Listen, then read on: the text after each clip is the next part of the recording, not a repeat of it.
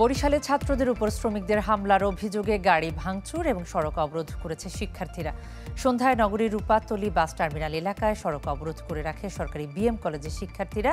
তাদের অভিযোগ হচ্ছে, দুপুরে বিএম কলেজের এক নারী শিক্ষার্থী ঝালকাঠি থেকে তাওহিদ ক্লাসিক পরিবহনের একটি বাসে করে বরিশাল আসছিল। এ সময় ভাড়া নিয়ে হেলপারের সাথে তর্ক বাঁধে ওই শিক্ষার্থীর। এক পর্যায়ে তাকে বাস থেকে নামিয়ে দেওয়া হয়।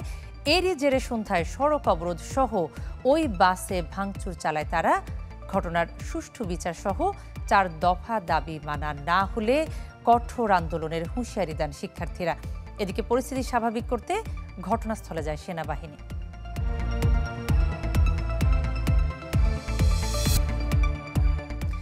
দর্শক, এ বিষয়ে আরো জানাতে বরিশাল থেকে আমাদের সঙ্গে যোগ দিচ্ছেন কাউসার হোসেন রানা। রানা, এই যে ঘটনাস্থলে সেনাবাহিনী গিয়েছে, পরিস্থিতি কতটা নিয়ন্ত্রণে এসেছে?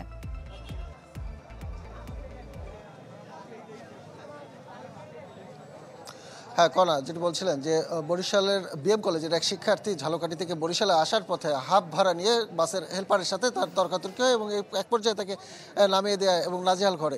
এই ঘটনাটি যখন আবার বিএম কলেজের অন্যান্য শিক্ষার্থীরা আসেন, তারা আবার বিষয়টি সমাধানের চেষ্টা করেন, কিন্তু তাদের উপরে হামলা চালানো হয় এমনটি তারা অভিযোগ করেছিলেন। এবং এরপরেই যারা রয়েছেন এখানে বিএম কলেজের শিক্ষার্থী, তারা কিন্তু এই রূপাতলী বাস স্ট্যান্ডে এসেছেন এবং আসার পরে এখানে সড়ক অবরোধ করেছেন। এবং যে বাসটিতে নিয়ে যাওয়া হচ্ছিল তাওহিদের পরিবহন, তাওহিদ ক্লাসিকের, সেই বাসটিও কিন্তু এই যে এখানে রয়েছে, সেই বাসটিতেও ভাঙচুরের ঘটনা ঘটেছে।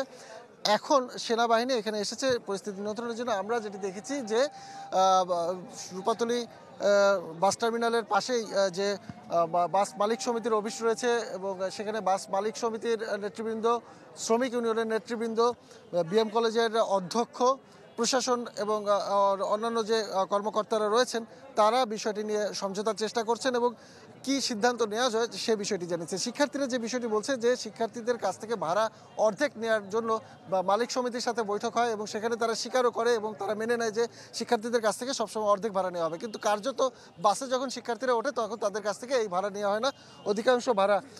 অধিকাংশ সময় কিন্তু বেশি ভাড়া নেওয়া হয় বা যেটি ভাড়া নির্ধারিত সম্পূর্ণ ভাড়া, সেই ভাড়াটি নেওয়া হয়।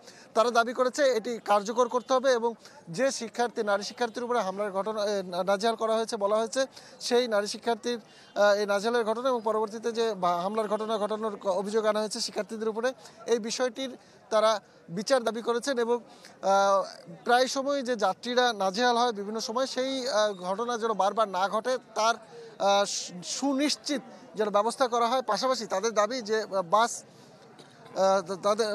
তারা এটাও দাবি করেছে যে এই বাস চলাচল নিয়ে একটি সিন্ডিকেট বিভিন্ন সময় কাজ করে, যার ফলে যাত্রীদের হয়রানির শিকার হতে হয়।